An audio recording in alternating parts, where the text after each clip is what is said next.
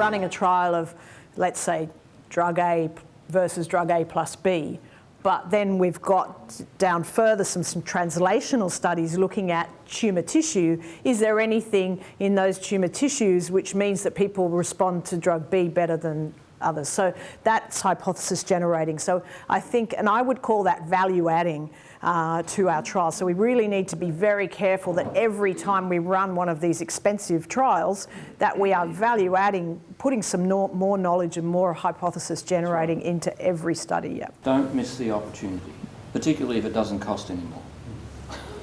Well, it costs very little extra, doesn't it? I mean, we think it costs very little extra. Sometimes it costs a bloody damn sight extra, but yeah. I mean, a good example is the study we did of cetuximab in colon cancer several years ago, AGITG in Canada. The main study was all comers with colon cancer, and frankly, it didn't show a benefit.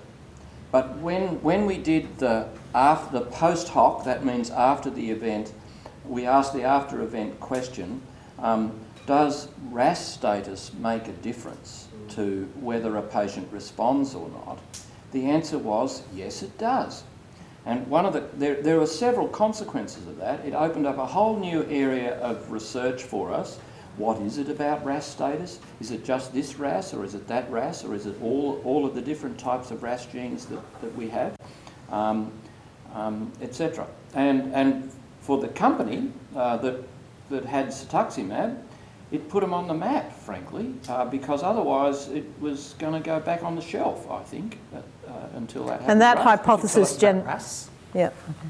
So many new molecules that are used to treat cancer, and I suspect a whole lot of other diseases in medicine, but I don't know much about them, target molecules that are on the surface of a cell, and they're generally called transmembrane receptors, which means there's a bit outside that senses the atmosphere and a bit inside that converts the signal into other things.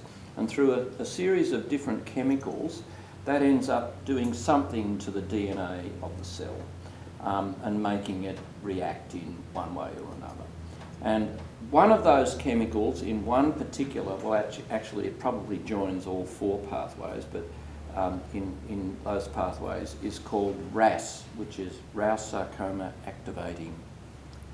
Do you remember what it? Rat activating sarcoma, I thought.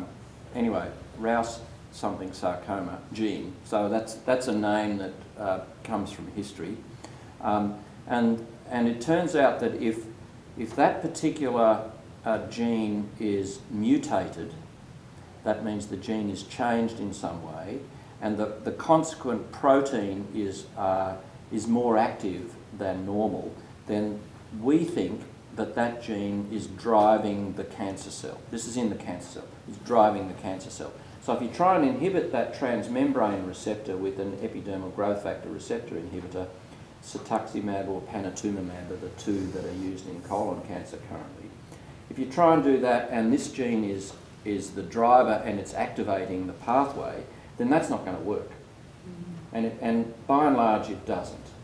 Whereas if this is in the normal configuration, the configuration that's present in all our cells most of the time, then it will work in a proportion of cases of bowel cancer. There are other molecules in that pathway, and presumably if some of those are mutated or changed in some way, maybe known or as yet unknown, then again the antibody on the receptor isn't going to work. So that's what we've learned through this large study of all comers with bowel cancer and using cetuximab to try and divide up the bowel cancers into RAS wild type and RAS mutated, and not give expensive drugs, cetuximab, to the RAS mutated, only to the RAS wild type.